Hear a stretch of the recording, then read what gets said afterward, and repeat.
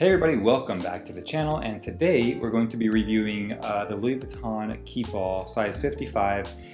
I've had it for a while, so we're actually reviewing the repair on the Keepall. So I took it in, I guess, 3 weeks ago. It really didn't take long at all. I took it into the Barcelona store, and that's kind of what I want to talk about first. So I do see a lot of negative reviews about the Louis Vuitton Barcelona store, and I mean, yeah, it's the only one in the city, so it's definitely going to be crowded. You do have to wait in line, but like all of the stores here, Dior, Prada, every store here, like high-end shopping, there's quite a bit of a wait. So one thing also to keep in mind is that when you are shopping in Europe, and let's say, you already know that you get a VAT refund or something, well, of all of the European countries, Spain gives you the most amount of VAT back at 15%. So also probably another reason why there's such long lines to get into the Louis Vuitton store, or really any of these other high fashion stores.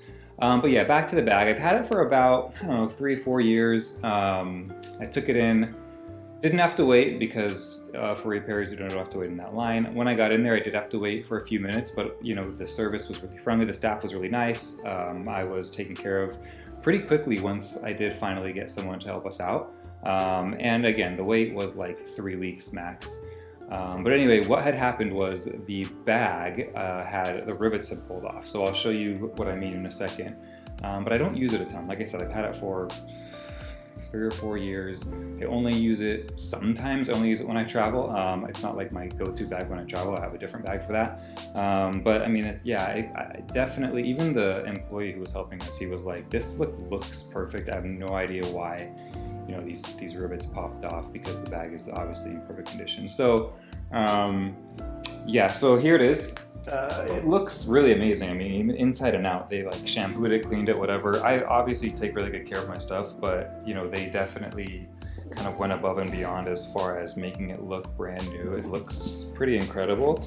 I kept the shoulder strap. They made me keep that just so that it wouldn't get lost in the process. I mean, even the lock and stuff is all pretty much been polished. But yeah, so this is where we had the problems. We had the problems with the rivets here, and also a problem on this side as well. So I don't know if you can see, but literally, I mean, it's perfect. Like, there's no issue with it whatsoever. The same thing on the rivets. So yeah, nothing looks wrong with at all. They did a really great job of putting it back together. Looks brand new again. But that's kind of the problem. One of the reasons that I don't use this bag so much is because it is the bigger version.